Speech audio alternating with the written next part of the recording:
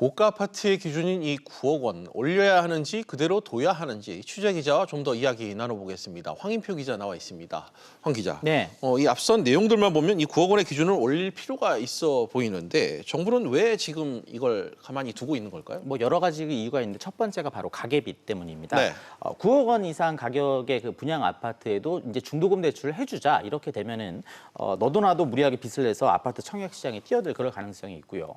이 한국은행이 기준금리까지 내린 마당에 저금리 바람을 타고 담보대출을 받아서 이 부동산 시장에 많은 자금이 쏠리게 되고 이 부동산 시장이 불안해질 그럴 가능성도 있습니다. 올해 2분기 가계빚이 1,550조 원이거든요. 그런데 증가율은 4.3%로 14년 만에 가장 낮은 수준입니다. 예. 이 한국은행은 부동산 대출 규제 강화 효과가 주요한 요인이다라고 밝혔는데 이 규제를 푸는 순간에 또다시 이제 가계빚이 폭증할 그럴 가능성이 있는 겁니다. 예. 마지막으로 세수가 줄어드는 문제도 있습니다.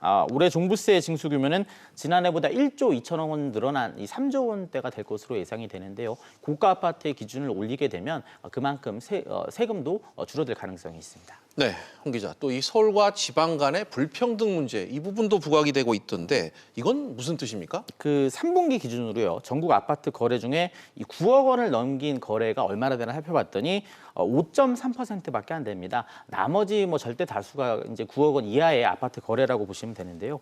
결국 9억 원 기준을 그대로 둬야 하는지 높여야 하는지 사실 서울과 수도권의 일부 아파트에 한정된 얘기라고 보시면 될 것 같습니다.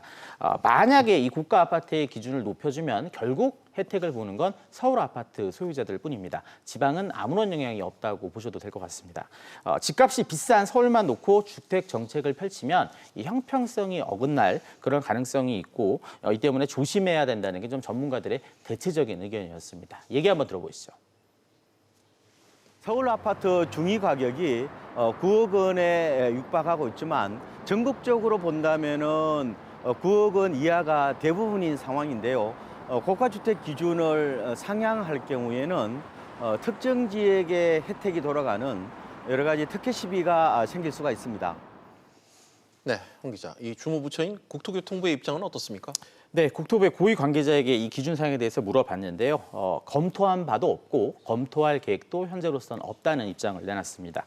시민단체인 경실련은 소득은 늘지 않는데 집값이 가파르게 올라서 자산 불평등이 심화됐다면서 고가 아파트 기준을 완화해서는 안 된다는 그런 입장을 내놨습니다.